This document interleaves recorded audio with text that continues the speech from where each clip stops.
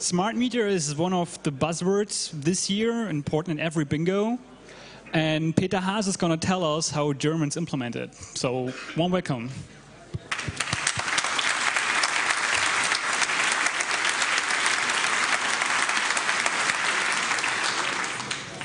Yeah, hello, welcome to my talk, Smart Meter, a technology overview of the German rollout. The talk is divided into 4 parts, and I will start with an introduction. Why would somebody do smart metering? What are the organizations that are involved in the German rollout? I will present the guidelines and protection profiles that need to be implemented by the vendor manufacturers. I will give you an overview over the whole architecture of the components of the smart meter infrastructure, and at the end of the talk I will give a short overview of the cryptographical specifications. This talk will not be about if smart metering is a good or a bad idea, or if we can play blinking lights with it. It's just about the dry specifications. So short about me, I've studied at the University Bonn-Rhein-Sieg near Bonn. I'm one of the guys who's organizing the FrostCon, a free and open source software conference, you may know it. And I work for the Fraunhofer Institute Focus in Berlin. In the past I have done research in the area of wireless mobile backhaul networks and wireless sensor networks, and also a little bit on EPC networks. So let's start with the talk. Why would somebody want to do smart metering? If you have a look at the internet, you find different reasons. So some countries have huge problems with energy theft, with manipulated meters, so they want to have digital signed meters that are more secure or not. Other countries, especially countries with a low population density, want to automate the meter reading so nobody needs to drive around the whole country and read all the meters. And at least the official reason why we do this in Germany is in Germany so-called Energiewende, which means the change from fossil energy resources to renewable energy sources. And therefore we need a smart grid, which is a term for an intelligent network where you have more control over ingress and outgress of energy into the network. Also, you have general reasons. You want to give the consumer of commodities a direct feedback of his consumption, so that you can just sit there and look at your iPad and see, oh, if I switch that light on, I need 20 watts more. You want a communication interface to buildings so that you can read status information from your building. You can see if something is broken in your heating system or something like this. And there is also a market for third-party services that will be possible over this communication interface. So yeah, the term smart grid also is always connected to smart metering. In a so-called smart grid, the role of the energy or commodity consumer switched to a newspeak word prosumer, which is a consumer who also can provide energy or resources. So an example, if you have a solar panel on your roof, you can provide energy to the network, and also you can consume energy from the network at night, or if your panel doesn't provide enough energy or what you want. We also will have distributed energy storages. So one thing that always is mentioned is e-mobility. So in the future, we hopefully have all electric cars that have huge batteries, so you can store energy in your car, or you will have energy storage in your house, so that if not enough energy is available from the grid, you can use that. We will also have a change from demand-driven production, which means at the moment the huge energy providers know from their statistics how much energy will be used, so they produce more energy or less. So in the future, if you will produce your energy with solar and wind and stuff like this, you can't choose, I now want to produce more energy or less, so we need to control the consumption of the energy. So an example, if we have much energy in the network, you can cool your fridge, you can cool your room with your air condition, and if we have less energy, we shouldn't do that. To enable that, the term CLS is there. CLS stands for Controllable Local Systems. That will be white goods like washing machine and stuff like this, or an example, the air condition. We will have availability-orientated contracts, which means energy will be cheap if it's available and it will be expensive if it's not available. And there will be contracts that should prevent you from producing energy peaks. So to catch peaks in the network, you need much power plants that can fill in if you suddenly need more energy. So an example of a big industry puts on big machines, they generate a peak in the network, and that's hard to cover with renewable energies. So yeah, we are in Germany, so we have a set of rules. The Energiewirtschaftsgesetz, the Energy Industrial Act, was put in place to deregulate the energy market, that you have a discrimination-free grid access. So in theory, everybody can be its own energy company and put energy to the network and get money for it. We have the renewable energy law, which should be an initiative to bring renewable energy more in the market, and it also defines the rollout of the smart meter in terms of when they need to be installed and which rules apply for the installation. And we have the Netzausbaubeschleunigungsgesetz. It's increasing grid development law in English, and it basically should speed up the extension of the German power grid. So on the one hand, that we can connect it to offshore wind parks and something like this, and on the other hand, that we can bring huge amounts of energy from one part of the country to another part. An example, if you have much sun in Bavaria, you need to transfer the energy to the other part of Germany to the consumers there. So that is with the actually grid not possible. Also, there are many agencies involved. We have the BMWI. It's the Federal Ministry of Economics and Technology. They are in charge of everything concerning small and middle industries, enterprises and industry. We have the BMU, it's the Federal Ministry of Environment, Nature Conservation and Nuclear Safety. They are especially in charge of reactor safety and nature protection. The BME, Federal Ministry of Interior, so that's public safety, public services and all this. And yeah, the agency you will have heard much about on conferences like this, the BSI. They are in charge of e-government, IT business, level security, certification, electronic ID, and smart metering. Also, there are some associations involved. They come from every sector: energy, telecommunication, IT, housing, industry, researchers, universities, and it's a really good mix-up. So you will see that the specifications are, from the security point of view, not that bad.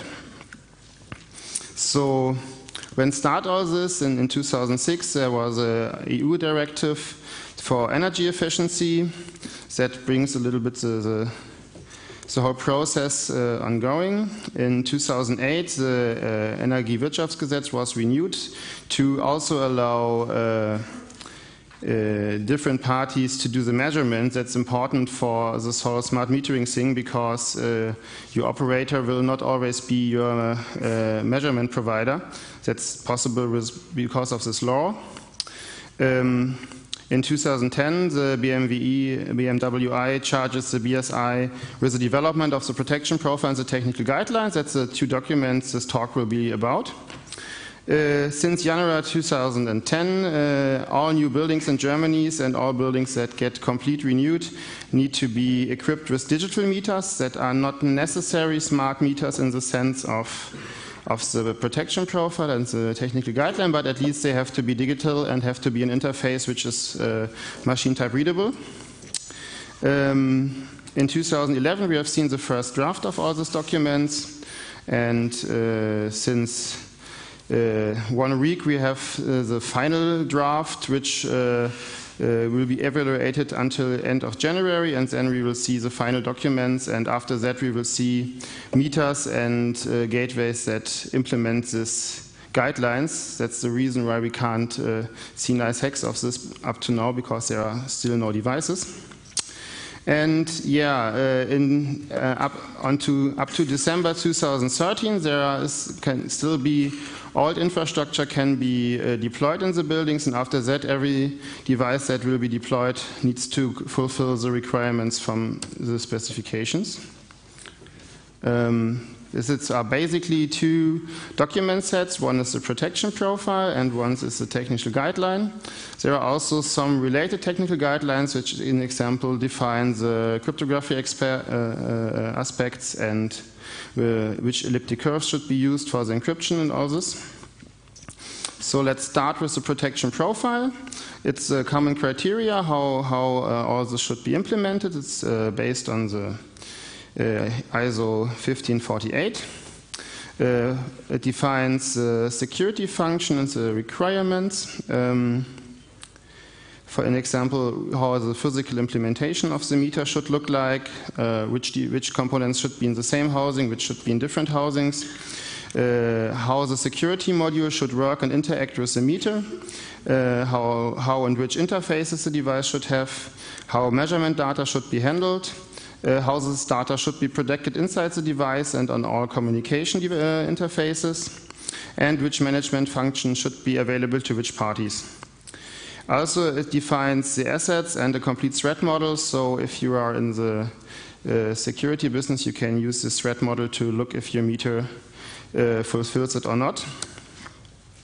The technical guideline extends the protection profile mainly with functional aspects, and also it gives a huge number of rules for interoperability, that all equipment from different vendors can play together nicely. And it also gives additional security rules. This is an overview of the technical guideline. It's divided into 5 parts. The first part defines how a smart meter gateway should work. The second part is about the security module, which is in charge of the whole cryptographic infrastructure. We have cryptographic guideline and the PKI guideline, which defines how these two aspects should be implemented, and the last one is about the communication adapter, also about the interfaces.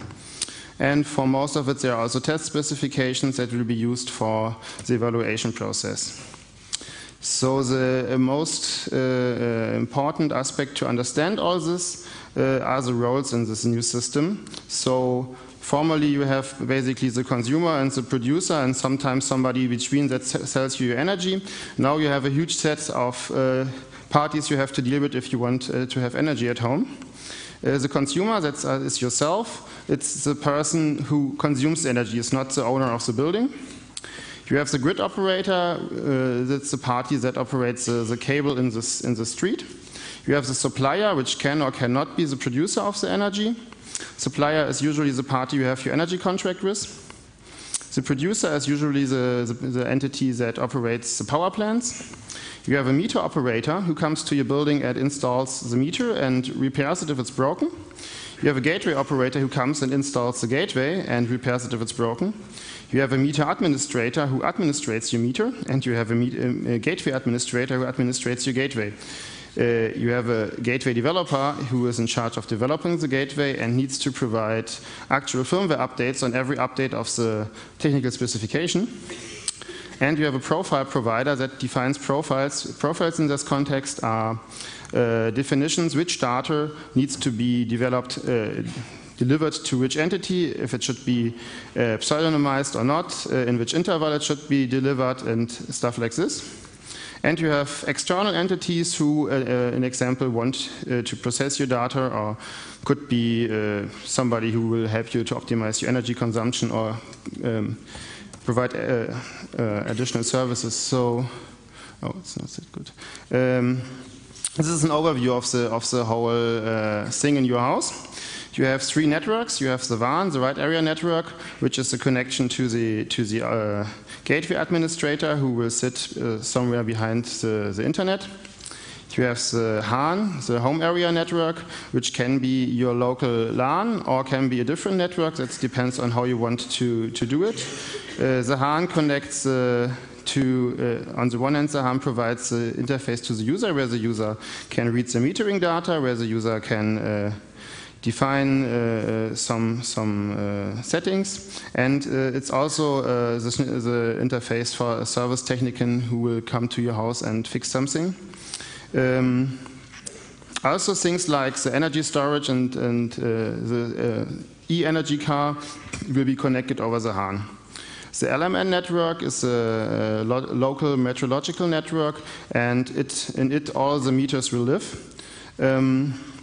It's the only not IP network, everything else will be IP. So on the one side you will basically see everything that can encapsulate IP. So there is no real guideline what it will be. More interesting is a logical meteorological network. There you have the MBUS interface. It's already used since years for metering, but the new for the technical guideline, they have new cryptographic specification for it, as the old one was broken. It's basically a broadcast communication network which can be 2 wires or wireless. Yeah, and in the HAN you will also use IP communication, so you will have Wi-Fi or power line or what is fitting to your building. The smart meter itself is a small PC. At the end you have some interfaces. You have the meter needs to provide a wired and a wireless interface. It needs to provide a display for the end user to see the readings. It needs to provide a front interface for the user, and it can provide a legacy output. That's a small infrared output where you can put basically a serial interface. Yeah, and of course it has a power connector where it does the metering. The meter has relatively obvious tasks. It records the consumption, it submits the records to the gateway, and it needs to sign and encrypt all data for the LMN, so even in the building everything needs to be encrypted. And it needs to be calibrated and sealed, which will be interested because the firmware needs to be calibrated and sealed too. The smart meter gateway has the same interfaces to the LMN and additionally the WAN interface. And it has a crypto module which is not part of the meter itself, so it will be installed in the device and can be removed or exchanged. The tasks of the meter are handling the metering data, protection of authenticity, integrity, and confidential of your metering data. It is a firewall to all the 3 networks we have seen. It needs to provide a wake-up service for the administrator where he can trigger a connection with. It's in charge of privacy preservation. I'll come later to that. And it needs to handle the profiles I mentioned earlier. And another important task, if you live in a building with many flats, you will only have one gateway. So the gateway needs to make sure that the metering data of the different people that live in that house are separated and that only you can access your data. Also, it needs to be firmware updatable, and it provides some security services to the devices in the HAN that are supported by the security module. Privacy tasks for the gateway are communication concealing. That means it should be put random padding in the communication and stuff like this so that you can't guess what communication happens and how often it happens. And it does pseudonymization. That means it removes IDs of the meter from the data in the first step, and in the second step the gateway administrator removes your gateway ID so the data can be used pseudonym for statistical evaluation and stuff like this.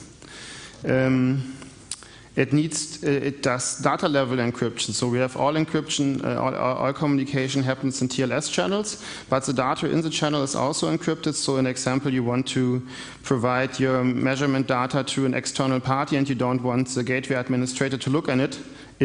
So you have two-layer encryption for that.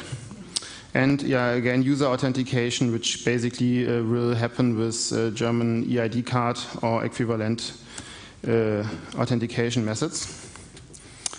The meter has a number of logs. It has a system log that logs system events, power losses, and everything that is available for the administrator. It has a consumer log where every access on your data will be logged. So if somebody accesses your data, your gateway administrator or somebody else, you have it in your log file. This log file is only available for the end user, so you can always check who reads your data. And it has a calibration log where every calibration relevant events will be stored.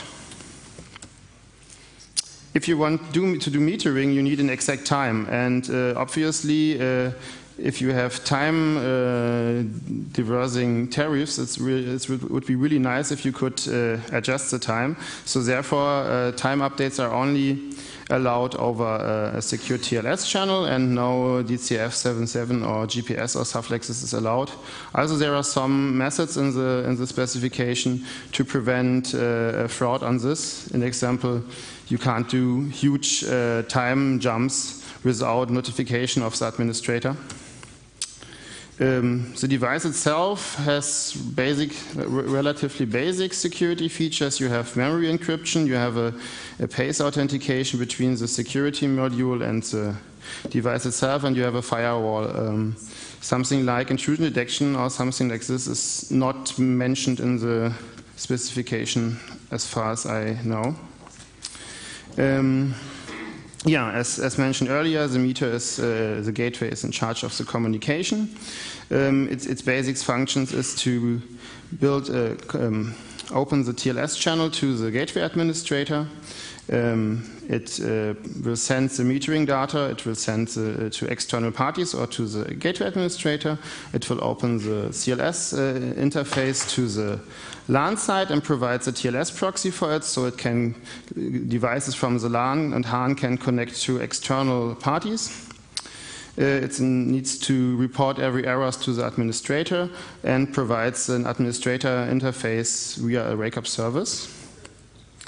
The whole communication, so the communication to the gateway administrator, to external parties and everything like this, will happen through a RESTful interface. There are so-called COSIM interface classes that are defined, that defines the whole interface. Access happens via HTTP. We have XML transfer syntax, and yeah, addresses will look like at the bottom, so yeah, it's basically REST.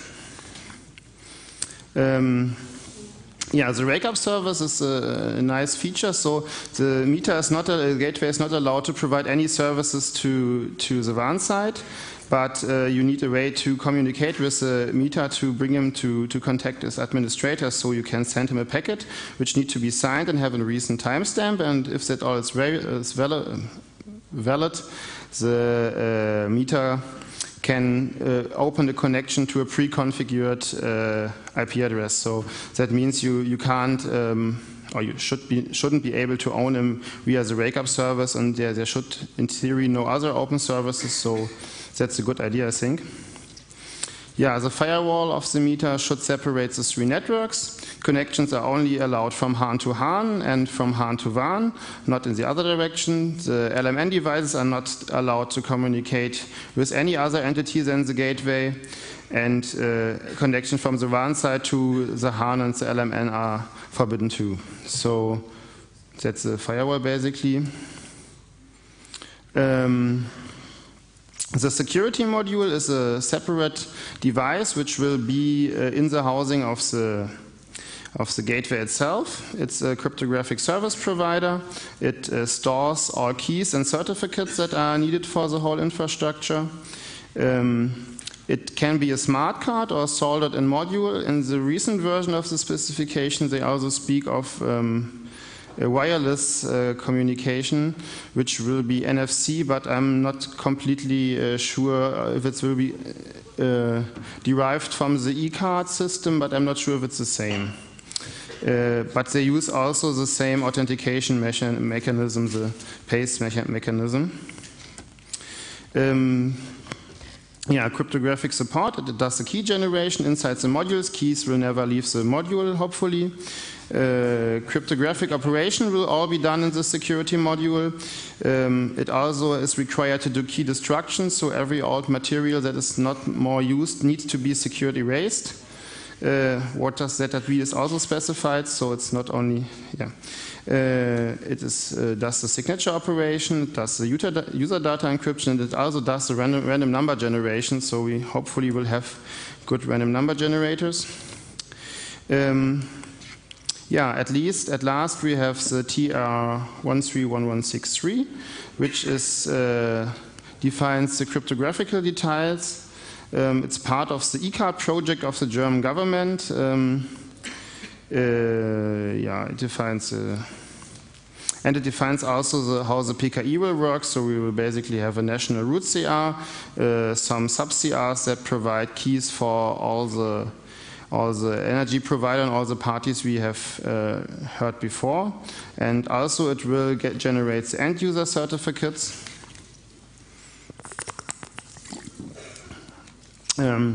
All signatures will be based on ECDSA, also known as elliptic curve DSA, and all transport layer, as mentioned earlier, will be TLS.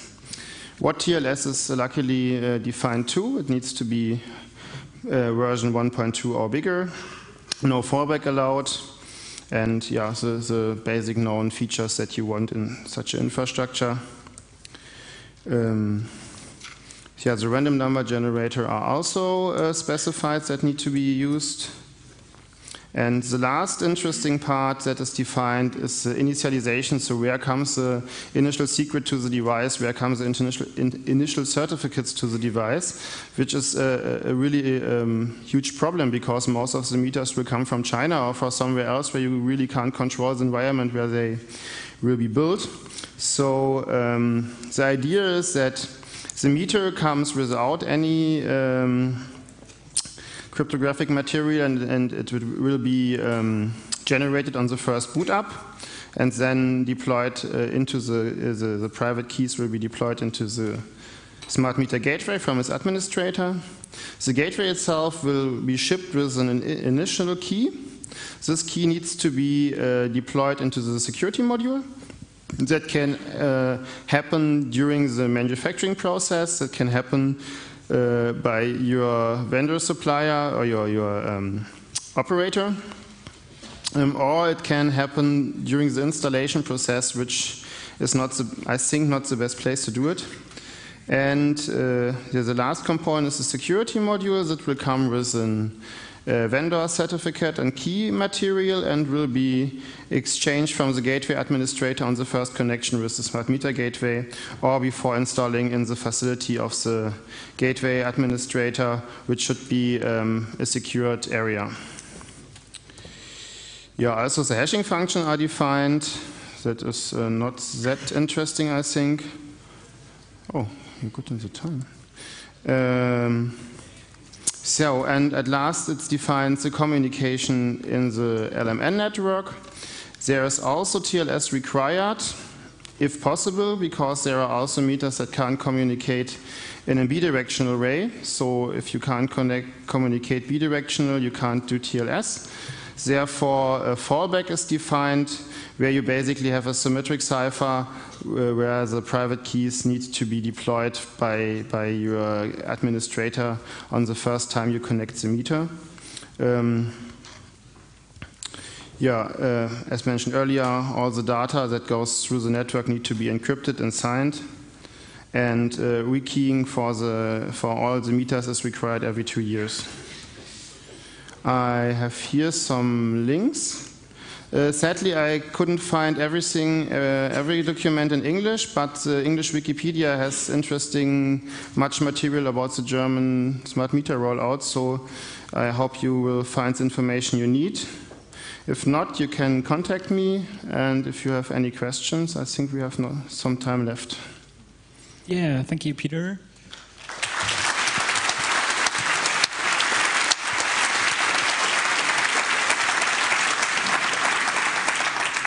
If there are questions, we have 3 microphones open on the 3 aisles, so please line up. No questions from the internet? Okay.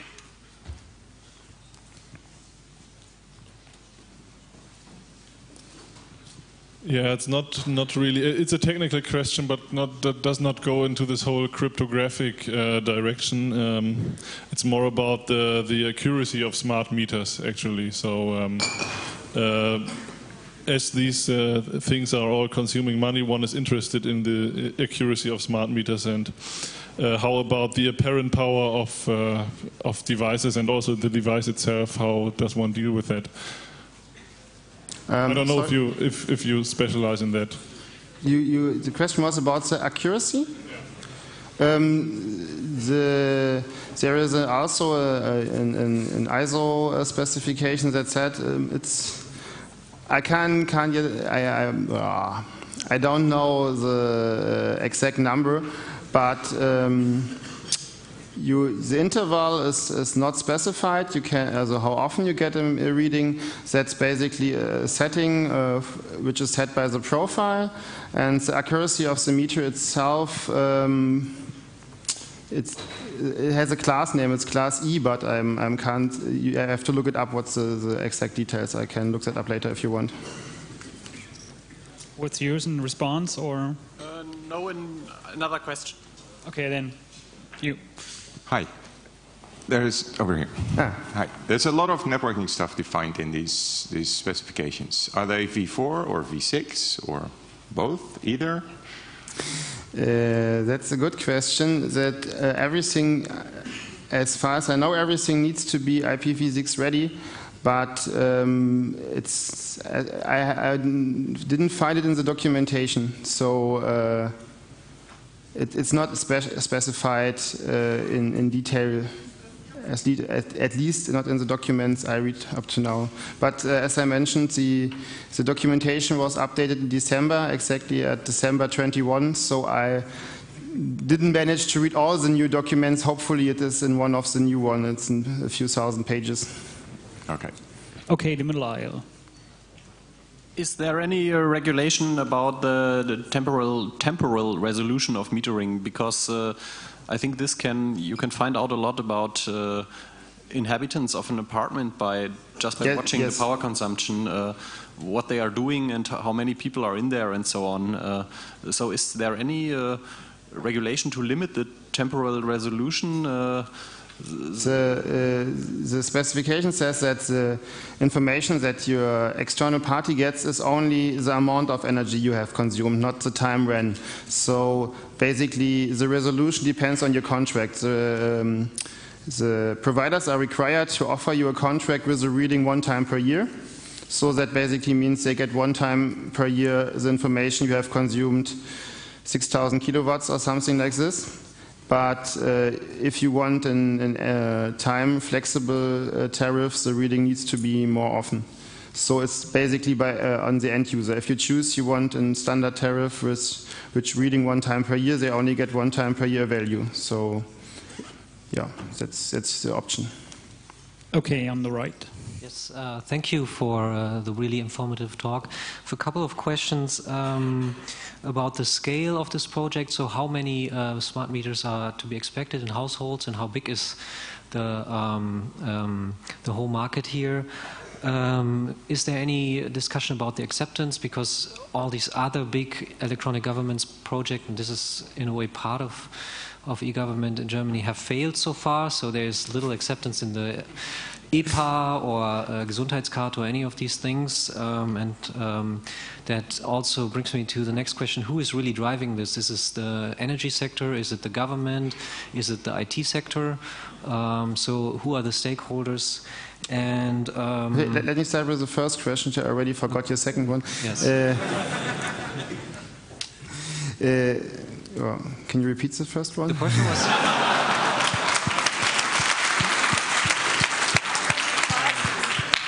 how many smart meters? Right. As I said, since 2010, every building which will be renewed or new build gets one. That's still true. So every new building gets one. After that just changed a few weeks ago. I think after December next year, they changed the date because the specification wasn't ready. Every industrial building gets a smart meter, and every household with a consumption over 6,000 kilowatt per year. And so I think over the future we will get all one. Expect to live in a really old building and use less energy.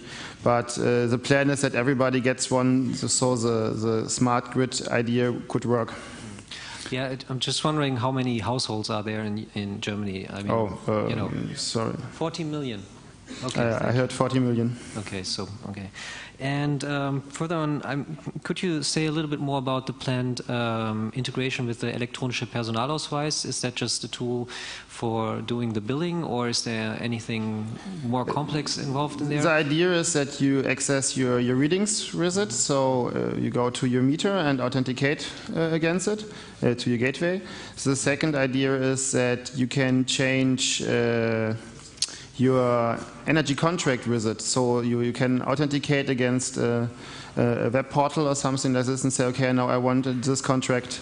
So that's the basic usage of the EID. And how about data locality? Where is billing data, energy consumption data, and so forth stored? So multiple storage points, or is it in the machine or with the vendor, or? The meter the data itself are stored in the gateway. The period depends on the interval you have in your contract. So if you get your readings every 5 minutes, the time the gateway will store will be shorter because the lock will you have not the space will get full. Yes. The external parties are asked to delete the data as soon as they are not more used for billing purposes. And there are also these data that get pseudonymized. I'm not sure what the other requirements, but I think that can be stored by the external party as long as they want. And could you say something about the stakeholders too? I mean, who really is driving this in Germany?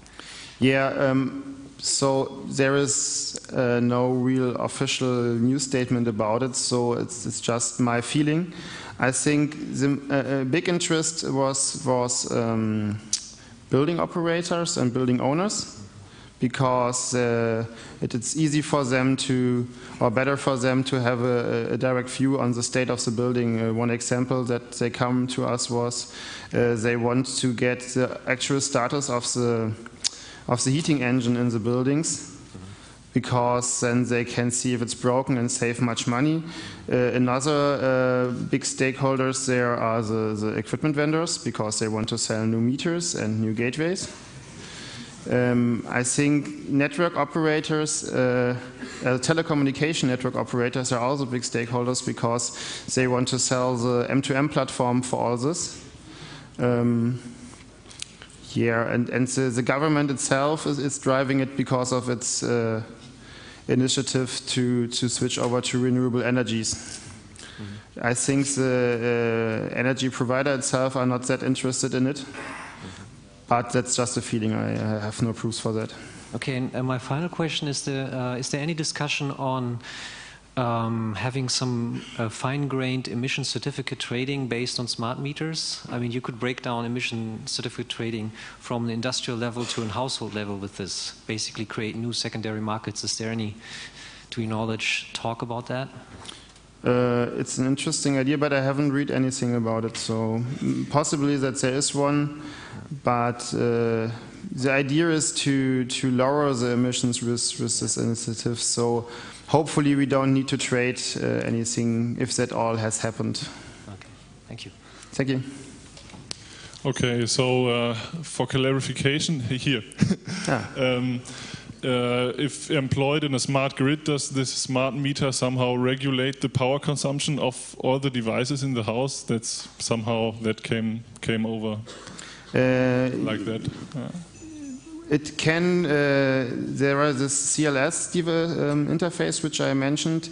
This is the interface for your household, devices in your household. So you can, the idea is that you can allow an external party to say your devices, now it's a good time to operate. So an example, one example was the air condition. So the idea is that could be work on two ways. One way is you have your contract profile in your gateway, and your gateway just informs your device, now it's energy cheap or now it's energy really green. And the other option is that you have an external party that connects over the CLS interface to your internal devices and do this activation for you. Okay, thanks. The middle aisle. Does this architecture allow to turn off the power of a household?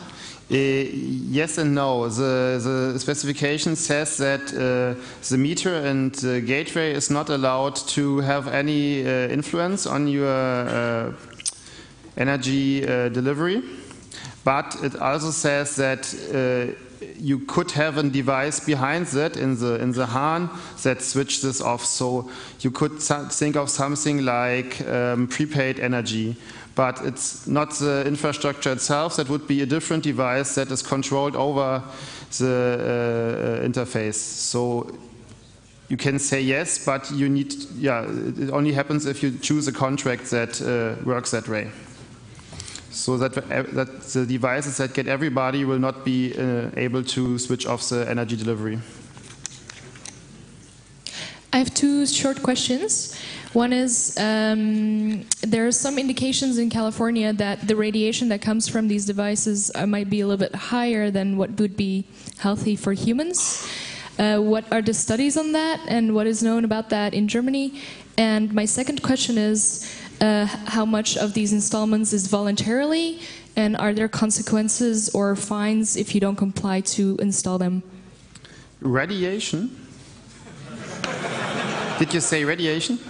Yeah. I'm not aware of any studies about that, but I opened some of that devices, and it's just basic Linux computers with some metering equipment. I couldn't imagine that it has more radiation, but if you could point me to that studies, I would like to have a look at it.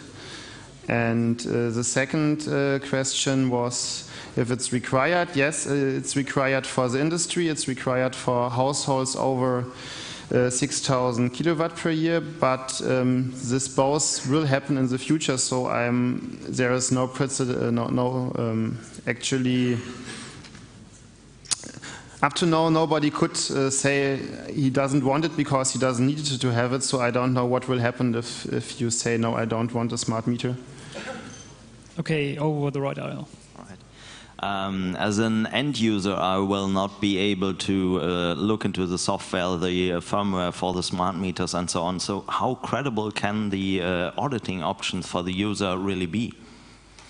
Yeah, that's a good question. The only thing you can audit is that, what is in the protection profile. You can look if there are open ports and something like this. You will not have, at least if the vendor doesn't publish the firmware, will not have the option to look at it like on every other consumer device sadly at the moment. There are some projects that try to build an open source smart meter gateway and an open source smart meter. The interesting question will be if that get a certification or not. So there is no point in the specification that says that the firmware can't be open source. So if the implementation works like the specification and you find somebody who pays the certification process, it's possible that an open source smart meter could happen. Left aisle. Hi, Peter. One simple question. Have you had the chance to evaluate actual devices in regard to software security, or where do you think security flaws may occur? I have a look at some devices, and one of the devices has some open ports that it shouldn't have and an open FTP server, but all devices that all devices that are at the market at the moment don't implement the protection profile and the technical guideline because they are both not finished yet. So we will have to wait at least until end of January to get devices that implement this security guideline, and then we will start with the fun again and we will see what happens. So as mentioned earlier, the protection profile says no services are allowed on the WAN side, no administration interfaces are allowed on the HAN side, except they are especially enabled from the administrator and stuff like this. So in theory, that could be a good infrastructure. We will see what the implementer will do with it. Thank you. I'm definitely looking forward to your next talk. Thank you. Yeah, when you're talking about the tariff option where only once in a year it would be measured, wouldn't this just cancel out one of the most biggest advantages of these smart meters, yes. Which is the quicker reaction on the consumption? Yes, it's an option that is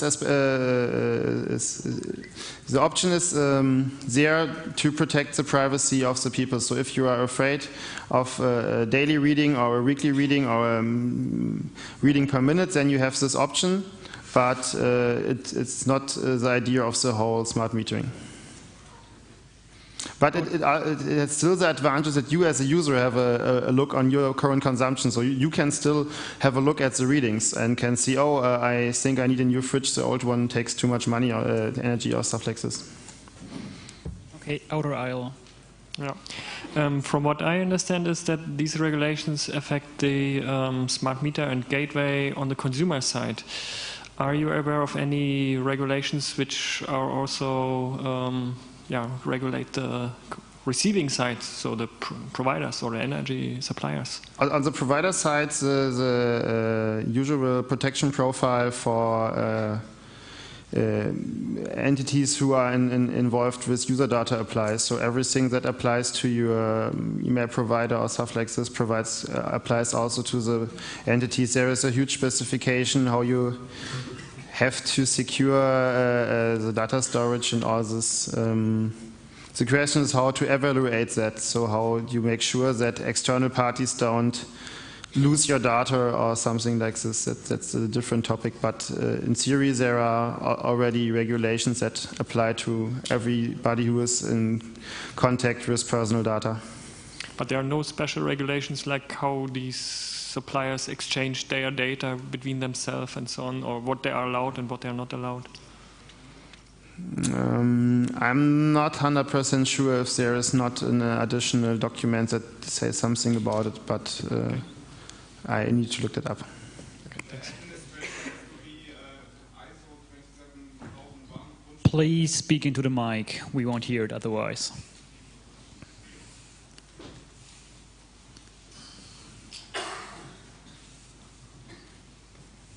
I would like to answer that quickly. The gateway administrator has to be ISO 27001 Grundschutz zertifiziert. That's all. Yeah, there is a nice German word for everything. But is there a law or a regulation for that he has to do it, or I mean, is it somewhere written? Yes, it's in the TRs, one of the TRs. So he is not allowed to be a gateway administrator if he is not certified for this. But that TR is quite short, so it's 3 pages. Thank you. Okay, then next questions here. Yeah. Front row again. Sorry. Before the rollout, how is I mean, there are some households that already get some. We saw that in the press. The first meters were installed. How is the whole project tested for scaling at such, as there's going to be such a large number employed? Sorry? The scaling test. How is the whole project tested for scaling? I mean, you can, yeah. Yeah, your contractor or depends a little bit on your personal situation, depending on who will install the meter in your household. So the energy provider or your energy contractor needs to do the installation, and he also needs to pay for it. so they can do the way they choose the way they want to do it. So basically, they need to send you a technical guy who installs it. But yeah, they have a little bit of time. So only for new households and renewables at the moment, so they don't have to roll out it in the whole Germany in a month or something like this. So it will take 10, 20 years because every household has one. So middle aisle. Yeah, so you said that the end user devices will be certified using common criteria. Usually there's evaluation assurance level, so AEL level, that goes from 1 to 5, where 1 is this very simple, and 5 is complete formal verification. I guess if they managed to actually have an open FTP port that was not completely formally verified there. But so what is the actual level there? Because that will mean quite a bit of burden for a semi-formal verification level 4, for example, if this needs to be done in open source and has to be verified. There's a lot of money and time involved. So what is the level required? The specification is based on the common criteria. It's not one of the levels, so they just took the good parts from it. Every meter needs to fulfill the same requirements. So it has bad parts. Yeah. Roughly, yeah, it's 4+. Yeah, 4+. 4+, yeah, that's typical. Okay. So it's semi-formal plus some other show. Yeah, okay. Yeah. That was my question. Okay. Left aisle. Okay, so you mentioned that there might be third-party companies to use the data. Have you got any examples what they might be interested in, or if there are any companies who are already looking for this data? An example that I've heard was that so an external party could analyze your data for you and give you suggestions how to optimize your energy consumption. That was another external party you could be interested is not in your data itself, but in the interface to your house. So one option was emergency systems for all people that at the moment are connected via the telephone line that could be now connected to the emergency central via the smart meter gateway. And also you could think of something like insurance companies that want to see if there's really a lightning that destroys your TV set or something like this. So there are many options. So basically we will have an IP connection to every building with some security around it, and every service you could think of via the internet could happen over the smart meter gateway basically. So there are many options. Okay, middle aisle. You. Would it be possible to record at which price energy was consumed and then sum that up and read it at the end of the year? So eliminating the privacy issues and still have the higher resolution and final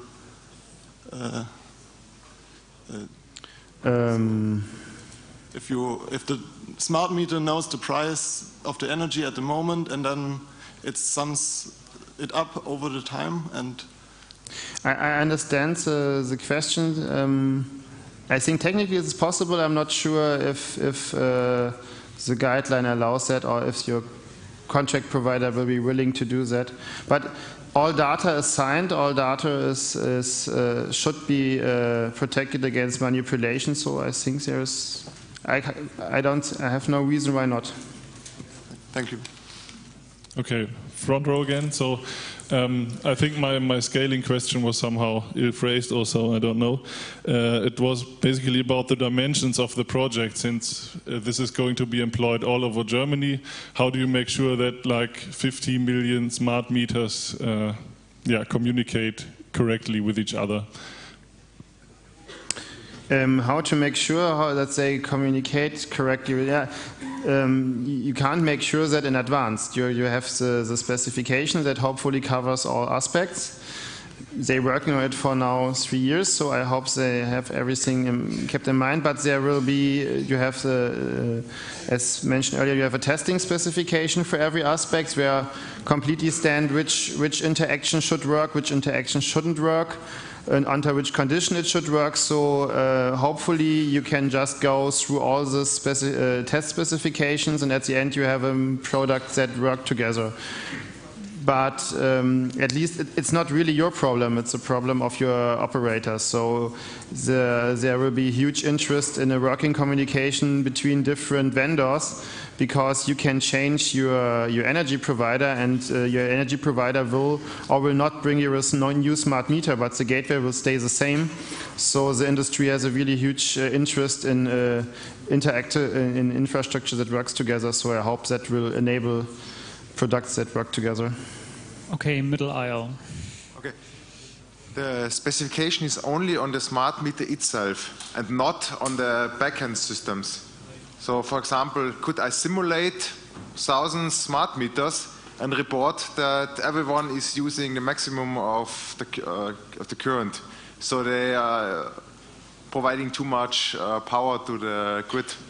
If you have valid certificates and valid keys that are accepted by the gateway administrator, then yes, but every meter and every gateway that is in the network of one operator has its own private certificates that are well known by the operator.